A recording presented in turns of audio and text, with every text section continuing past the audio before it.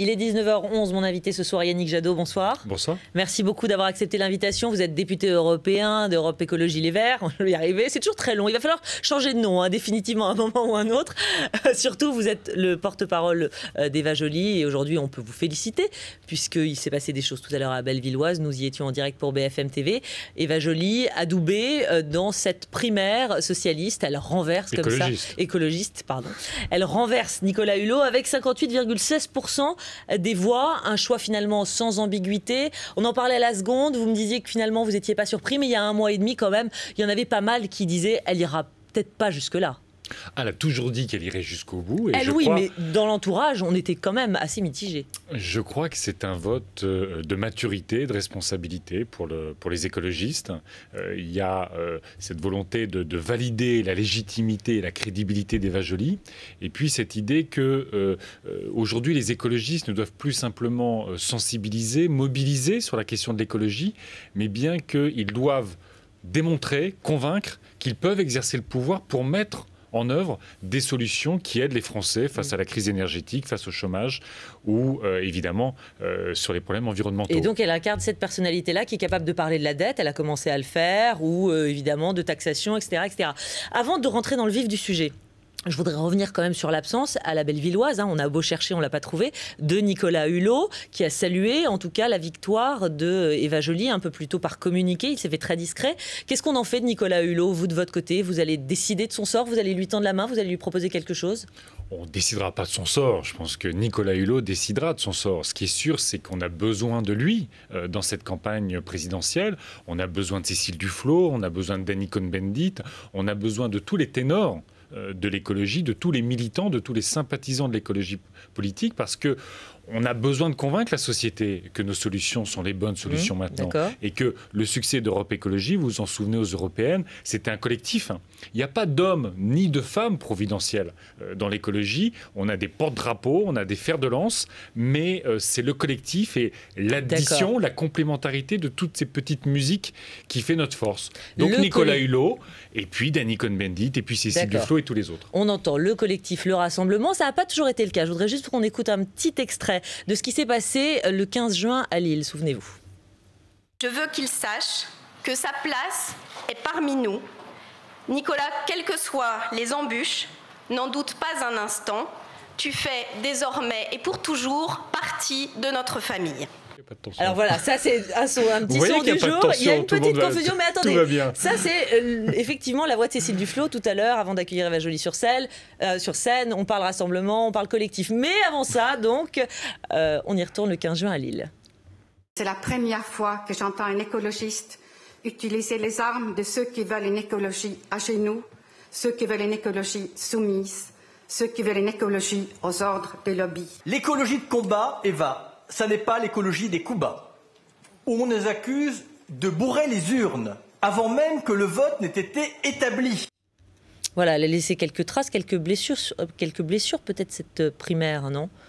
Écoutez, c'est le seul moment de tension réelle, je ne vais pas le cacher, pendant la primaire, pendant les 2 mois de primaire. Ils ont déjà dépassé ça. Ils étaient tous les deux. Il y a eu un petit épisode à Nantes quand même où elle n'a pas dénoncé le tas d'ordures qui a été, de déchets qui a été. Moi j'étais là. Il a regretté. J'étais là. C'est moi qui ai pris la décision qu'il n'y ait pas de communiqué de presse d'Eva Joly là-dessus, parce que l'affaire devait rester discrète. Nous, ce qu'on espérait, c'est qu'elle reste discrète. Ça n'a pas été le cas. Elle était tellement stupide. Cette affaire, vous savez, dans tous ces rassemblements aujourd'hui, vous avez toujours un ou deux barjots qui veulent se faire remarquer.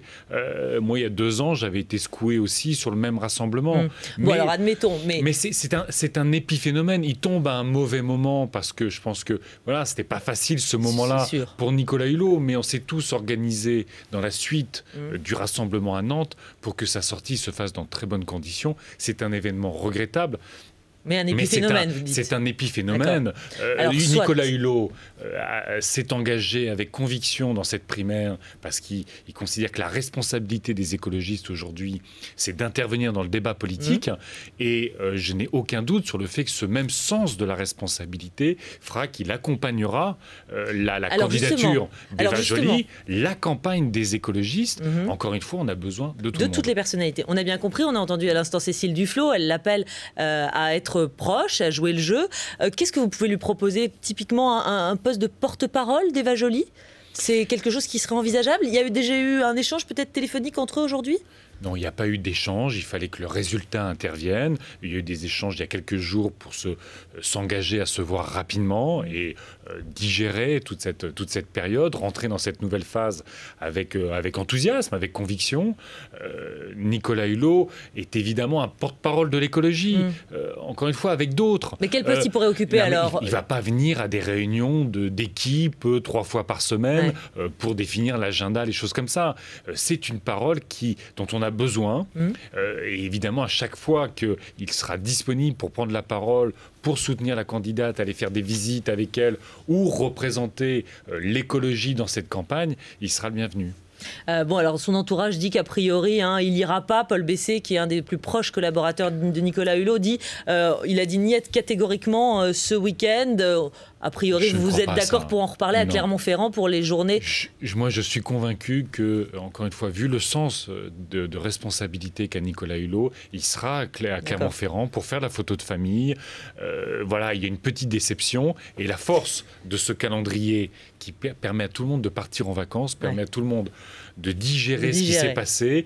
La rentrée politique de la candidate, ce seront les journées d'été à Clermont-Ferrand le 18 août. D'ici là, on fera venir des personnes de son équipe, on discutera avec lui et on sera tous rassemblés à Clermont-Ferrand. Bon, alors moi, je voudrais revenir un petit peu sur les faiblesses, peut-être, si je peux me permettre, de Madame Eva Joly. Vous en avez trouvé? On en a relevé quelques-unes. Vous allez me dire si on se trompe ou pas. Et puis d'ailleurs, un papier du Parisien le signalait aussi ce matin. Sa manière d'être présente à l'antenne, d'ailleurs je crois qu'elle fait le 20h de TF1 ce soir, vous me confirmez, son allocution, son élocution, son accent prononcé, elle a dit d'ailleurs qu'elle ne voulait pas travailler dessus, pas en termes de com en tout cas, elle va devoir faire des efforts quand même. Elle se prépare, elle a déjà beaucoup progressé, elle se prépare à chaque fois qu'elle fait des interventions, maintenant elle revendique presque son accent, elle l'a encore dit tout à l'heure dans son allocution, de candidate désignée. Elle veut aussi représenter par sa binationalité, par le fait qu'elle ait choisi la France, qu'elle ait pendant 30 ans travaillé au service de l'intérêt général en France.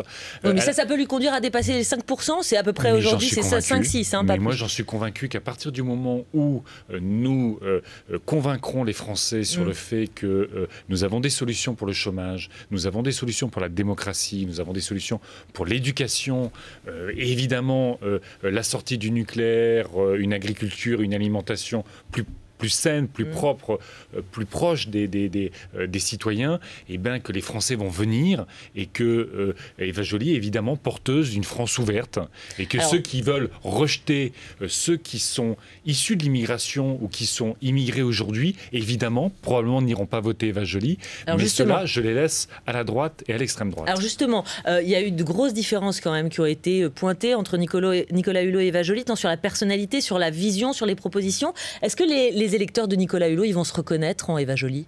Sans aucun doute, sans aucun doute. Vous savez, là, à la Bellevilloise, il y avait un certain nombre des membres de l'équipe de Nicolas Hulot qui étaient là.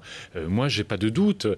Mais vous savez, l'écologie, sur l'Europe, on a besoin de Danny Cohn-Bendit. Sur l'agriculture, on a besoin de José Bové. Non, mais on revendique pas l'idée qu'un homme ou une femme ait les réponses à toutes les questions. Et les réponses... On est dans un monde extrêmement complexe. Ces crises sont complexes. Nous, on a des solutions qui n'ont jamais été mises en œuvre ni par la droite libérale, ni par une certaine gauche productiviste. On veut les faire valoir auprès de l'opinion publique et on veut rassembler sur cette base-là. Et alors, qu'est-ce que ça veut dire quand elle dit qu'elle porte une écologie de combat ? Traduisez-nous. Ça veut dire que on sait que si on veut, par exemple, sortir du nucléaire, il va falloir combattre les lobbies du nucléaire. Quand on se bat pour une agriculture paysanne qui embauche plus de paysans, qui fait une alimentation meilleure, on sait qu'on a les lobbies des pesticides, le lobby d'une partie de la profession agricole. Et à contrario, Nicolas Hulot était dans quoi ? Dans une écologie moins réaliste, peut-être ? C'est là où il aurait péché ? Non, la volonté de Nicolas Hulot, je crois que c'est de faire de la pédagogie. C'est d'expliquer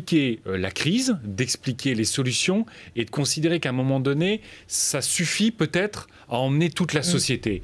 Ce que rajoute à cette sensibilisation, à cette pédagogie, Eva Joly, elle rajoute l'idée qu'il y a un moment, il y a des rapports de force et que la politique, c'est d'arbitrer entre ces rapports de force. Et finalement, l'écologie de la pédagogie de Nicolas Hulot, l'écologie de combat d'Eva Joly, ça donne l'écologie de la responsabilité que portera la candidate de tous les écologistes. Elle va devoir élargir son équipe, donc vous parlez d'élargir, de rassembler aussi de toute façon. Donner des signes d'ouverture, par exemple, il y a quand même des timidités, une fébrilité à travailler avec des Verts historiques, avec une ligne trop gauchiste. Écoutez, je suis ni un Vert historique, je ne me considère pas comme un gauchiste. Non, elle a un discours, vous savez, la société est dure. Les crises auxquelles nous sommes confrontés sont dures. Si on n'a pas un discours de transformation radicale sur les institutions, sur la démocratie dans les entreprises, sur les conditions de travail, sur l'atteinte, les atteintes à l'environnement, sur l'impunité qui règne dans une partie de la société. Ça, ça va être un peu son cheval de bataille. Ça va être un peu son cheval de bataille au regard de son... Mais moi, je ne considère pas que ce soit du gauchisme que de dire la vérité et de dire il y a des transformations radicales. Si on veut apaiser la société, il faut s'attaquer à certaines forces. Ça me paraît pas être du gauchisme. Sa valeur d'éthique et de justice, elle va en jouer. Bien sûr, elle veut mettre fin à l'impunité. Je ne vous cache pas, et je pense que les Français veulent mettre fin à une certaine impunité quand un pouvoir donne l'impression de servir certains intérêts particuliers et non plus l'intérêt général. Donc c'est ça son discours, c'est de dire si on ne s'attaque pas à la dette, si on ne fait pas une réforme de la fiscalité qui soit plus juste, on n'aura pas la transformation écologique que nous appelons de nos vœux pour aménager les territoires, créer des entreprises dans les territoires et créer des emplois. Alors donc justement... c'est pas, encore une fois, le gauchisme, c'est une forme parfois de fatalisme ou d'impuissance par rapport à la réalité. Non, nous, on veut transformer la société, on veut la réformer tous les matins. On n'attend pas le grand soir, on n'est pas prêt à faire le grand soir, simplement on veut réformer la société tous les matins. Vous savez qu'il faut plus de 5% pour être remboursé des frais. Aujourd'hui, donc effectivement, elle se situe autour de 6%. 7 dans un 7,5 dans un autre sondage qui est sorti ce matin. Voilà, effectivement, ça varie selon les sondages.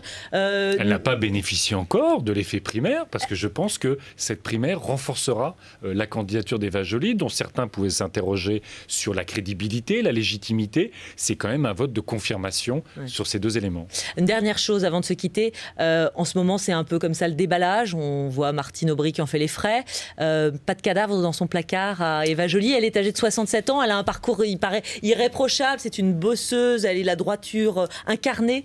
Vous n'allez pas me répondre fondamentalement, mais on va fouiller, forcément. On va fouiller, mais vous savez, il y a déjà des magazines qui ont fouillé et ils n'ont franchement pas trouvé grand-chose. Ça peut être un atout, son âge, 67 ans. Je crois que ça peut rassurer, parce qu'à la fois la radicalité, l'impertinence d'une forme de jeunesse éternelle. En même temps, elle est jeune en politique. Elle est jeune en politique, et en même temps, elle a la sagesse de connaître la société, de connaître les institutions, de connaître la machine de l'État, de connaître les questions internationales. Je crois que dans la situation dans laquelle on est, il est extrêmement important de pouvoir répondre en même temps sur la Grèce, sur l'Afghanistan, la Syrie, la Libye. Et en même temps de parler aux Français sur leur facture d'énergie, sur l'état de leur logement ou sur la qualité de leur alimentation. Eh bien, on suivra ça avec Eva Joly dès ce soir dans le 20h. Et puis, donc, ces journées d'été à Clermont-Ferrand, 18-20 août, c'est ça? 18-20 août. Elle sera demain à la Bastille avec la LDH sur le 14 juillet avec SOS Racisme. Elle sera en Avignon. Et le 18-20 août, on peut compter sur la présence de Nicolas Hulot. C'est ce que vous nous laissez entendre. En tout cas, les discussions sont ouvertes. Les discussions sont ouvertes, mais moi je suis sûr qu'on aura la photo de famille. Eva Joly, Nicolas Hulot, Cécile Duflot, Dany Cohn-Bendit et tous les autres. Bon, on sera à la BFM TV pour la prendre, cette photo de famille. Merci à vous, Yannick Jadot, député européen d'Europe Écologie, porte-parole d'Eva Joly. Merci beaucoup d'être venu sur ce plateau ce soir. Restez avec nous dans un instant, c'est le journal de Diane Bouffron.